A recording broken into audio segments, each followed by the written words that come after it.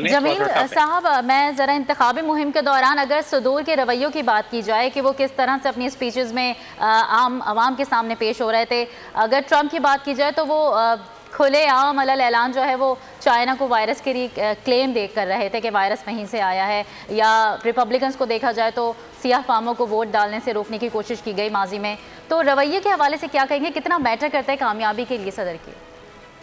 देखिए, अभी मैं वो नॉन डिप्लोमेटिक अल्फाज तो मैं इस्तेमाल नहीं करना चाहता, लेकिन ये है कि सदर ट्रंप ने जो अल्फाज इस्तेमाल करते रहे हैं और जो जुमले इस्तेमाल करते रहे हैं, क्लोरीन को कहते हैं कि इंजेक्शन के तौर पे दे दिया जाए जो कोविड के मरीज़ हैं, और बाकी बहुत सारी चीज़ें, वो सारी दुनिया उस पर हंसती भी थी। तो ये पहले इस किस्म के डिप्लोमेटिक अरेना में या हेड ऑफ स्टेट्स ने पहले आप अगर तजिया करें तो जो डेवलप्ड कंट्रीज़ का कोई हेड ऑफ स्टेट आपको नहीं मिलेगा जो कि इस अंदाज में करता हो। तो रहा सवाल चाइना का, तो चाइना पे तो उन्होंने शुरू से ही बेल्ट करने की कोशिश की कि चाइना ने फैलाया, बल्कि चाइना के सफाती ताल्लुकात बड़े ख़राब हो गए उसकी वजह से, ये जो इल्ज़ाम तराशी करना शुरू किया। और आज नौबत ये है कि चाइना वर्ल्ड का लीडर बन गया है। उसने अपने फॉरेन पॉलिसी में उसको इतना फ़ायदा हुआ है कि वो वर्ल्ड की ग्लोबल लीडरशिप संभाल सकता है। इतने बड़े मसले को जो दुनिया में 100 साल के बाद ये मसला जो शुरू हुआ है पेंडेमिक का इतना ख़तरनाक तरीके से, उसको चाइना ने संभाल लिया। तो दुनिया का ट्रस्ट चाइना की तरफ ज़्यादा बढ़ता गया। ट्रंप की क़यादत के दौरान दुनिया का ट्रस्ट अमेरिका से, और इसीलिए जो पढ़े लिखे लोग हैं अमेरिका को वे दो ज़ावियों से देखें।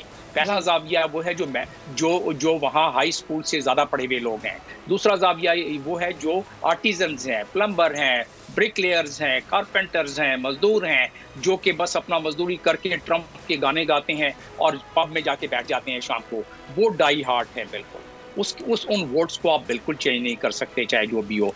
उसी के लिए ट्रंप ने ये जुमले इस्तेमाल करते थे, उस कॉन्स्टिट्यूंसी को मजीद पुख्ता करने के लिए, क्योंकि वो खुश होते थे इस किस्म के अल्फाज से, और अब भी खुश होते हैं।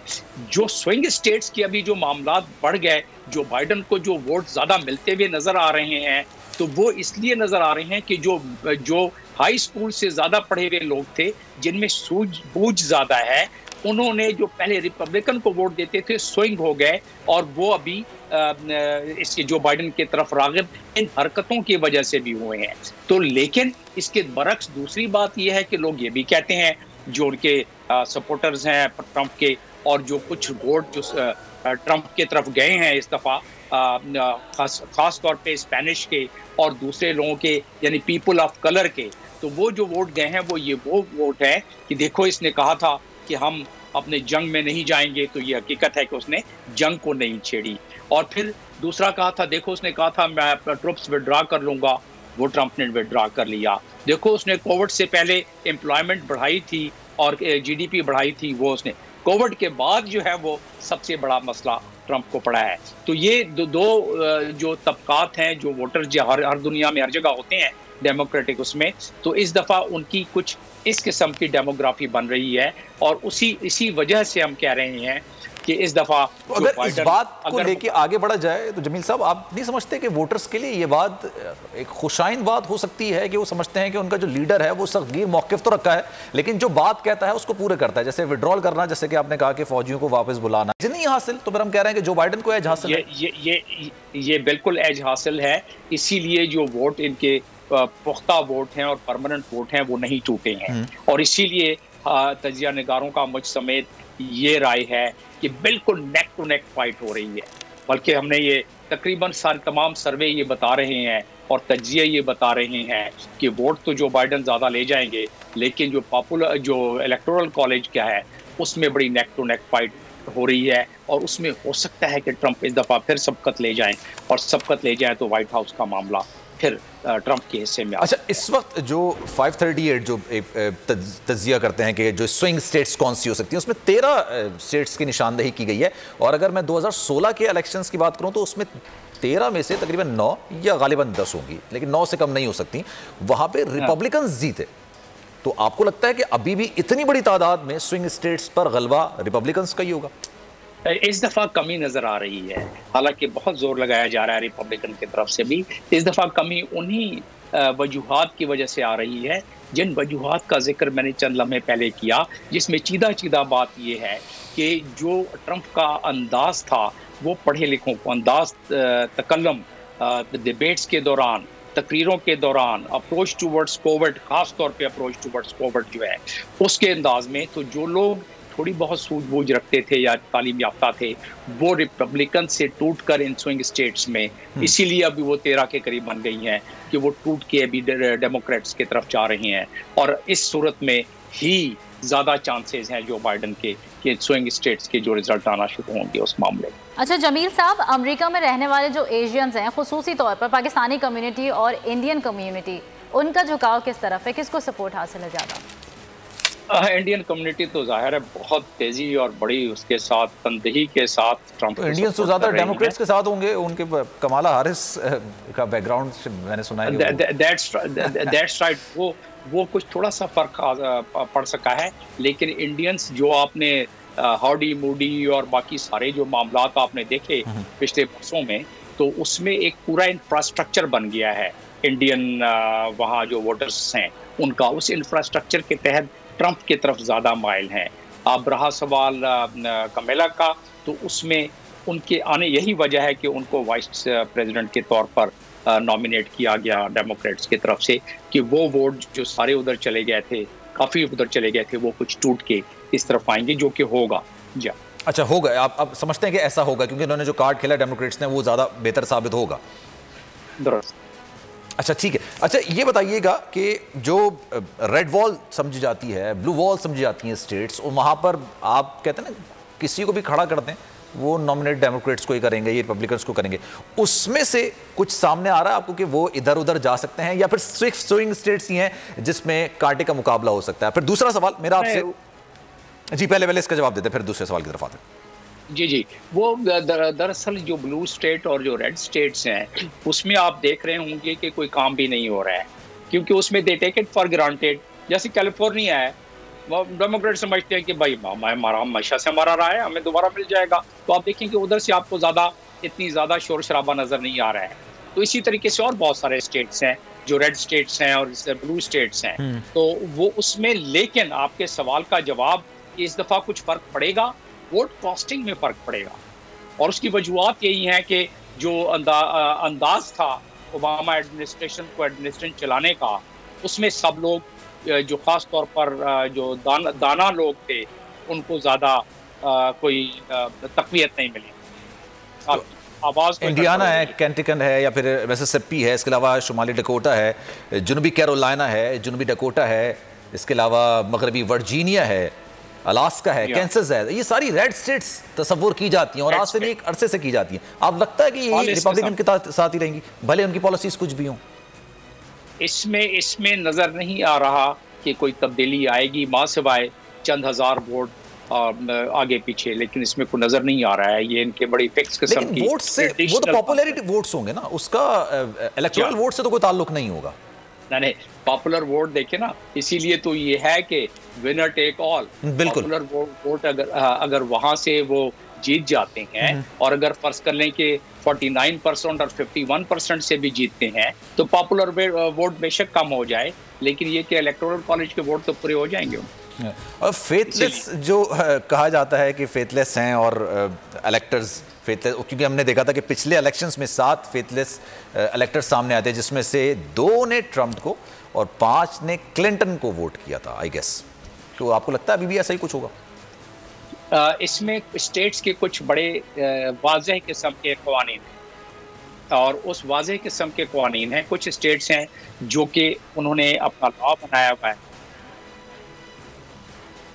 जी, तो वो उसमें बेसिकली जो इसमें okay, is it okay now? जी बिल्कुल। Is it fine? जमील साहब, आप हमसे मुखातिब हैं?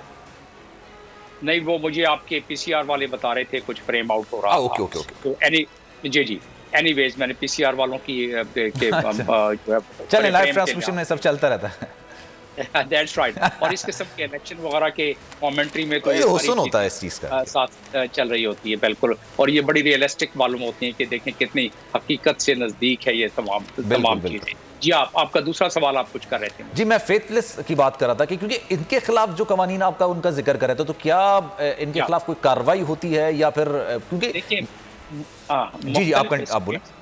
मुख्तलिफ उन्होंने कानून पास किए हैं इस सिलसिले में। कुछ स्टेट्स तो ऐसे हैं कि जो वहाँ के जितने भी मेंबर इलेक्ट होते हैं उस हिसाब से सारे के सारे वोट जो है विनर टेक ऑल वाले में चले जाते हैं। कुछ में ऐसे कवानीन हैं कि जिस तरह जिनका इलेक्टोर्स का जो सिलेक्शन का तरीका मुख्तलिफ है, कमेटी कुछ में करती है, कुछ कन्वेंशन में होता है। 2 ही रियासतें ऐसी हैं शायद ना? जी हाँ, 3 या 4 रियासतें ऐसी हैं शायद। उस लिहाज से उनमें तो ये हो सकता है, लेकिन जहाँ इन ब्लॉक कोई गुंजाइश ही नहीं है वहाँ नजर नहीं आता कि ये सिलसिला हो सकेगा। लेकिन वो अगर है भी तो 4, 5, 8 वोट से ज्यादा नहीं हो सकते वो। अच्छा, उसमें अभी ट्रम्प की जाहिर सी बात है काबीना के ही 2 अहम वुज़राओं ने इंडिया का दौरा किया। वो जो हम अभी इससे पहले गुफ्तगू कर रहे थे, मुआहदे किए गए, वो मुआहदों पे पाकिस्तान ने तहफ़्फ़ुज़ात का इज़हार भी किया। सैटेलाइट की आप तनसीबात की चीज़ों की निशानदही करना, ये अमेरिका और इंडिया का एक मुआहदा हुआ है। ये बेचैनी आपको लगता है कि जो अब जुग्राफियाई तब्दीली आ रही है, सियासत में तब्दीली आ रही है, ये बेचैनी है? और क्या फेसेस चेंज करने से, लेट्स सपोज अज्यूम करते हैं हम कि जो बाइडन आ जाते हैं, जो बाइडन सदर बन जाते हैं, तो आपको लगता है कि ये जो मुआहदे होते हैं इनको तकवीत मिलती है, आगे चल के कंटिन्यू रहते हैं, या फिर इनको रिसाइकिल भी किया जाता है, इनको रिकंसिडर भी किया जाता है, कमिटमेंट्स की जाती हैं इसमें? ट्रंप ने तो आपने देखा कि बहुत सारे मुआहदे जो हैं उससे विड्रॉ कर गए, जैसे ट्रांस पैसिफिक पार्टनरशिप जिसमें कोई 8 के करीब ममालिक एशिया के थे, वियतनाम हो गया, जापान हो गया, ऑस्ट्रेलिया होगा, सिंगापुर हो गया, फिलीपीन, तो उनके साथ मुआहदा था वो विड्रॉ कर गया उधर से। इसी तरीके से नेफ्टा जो north Atlantic free trade agreement था उधर से वॉकआउट कर गए, न्यूक्लियर कार्ड से कर गए, पेरिस अकॉर्ड से कर गए जो क्लाइमेट चेंज का था। तो उसमें कुछ क्लॉजेज ऐसी होती हैं, दरअसल एग्रीमेंट का भी मैं आपको बताता चलूं कि यूनाइटेड नेशंस के चार्टर के तहत होता है ये। उस चार्टर के तहत 92 है शायद आर्टिकल, जिसके तहत आपको उन एग्रीमेंट्स को यूनाइटेड नेशंस में डिपॉजिट कराना पड़ता है और आप पर कदगन होती है कि आप इस पे कायम रहेंगे। तो उसमें उससे वॉकआउट अगर आप करना हो आपको तो उसके कोई तरीकाकार है। तो ट्रंप इस मामले में काफी फुर्ती और तेजी दिखाते थे, लेकिन आपने देखा होगा कि इंडिया के मामले में, इजराइल के मामले में उन्होंने कमी नहीं की बल्कि फुर्ती ज्यादा दिखलाई ट्रंप ने। तो जो बाइडन जो है उसमें मुझे नजर ये आ रहा है कि जो वहां से तल अवीव से जितने भी दारुल खिलाफे 3 जो दारुल खिलाफे मूव करा दिए उन्होंने, बल्कि अब तो 4 या 5 हो गए। बिल्कुल। अच्छा, ये भी उनके लिए एक ऐसा फैक्टर है जो उनके अगेंस्ट काम कर सकता है, क्योंकि इस पे तो एहतजाज भी हुआ था काफी।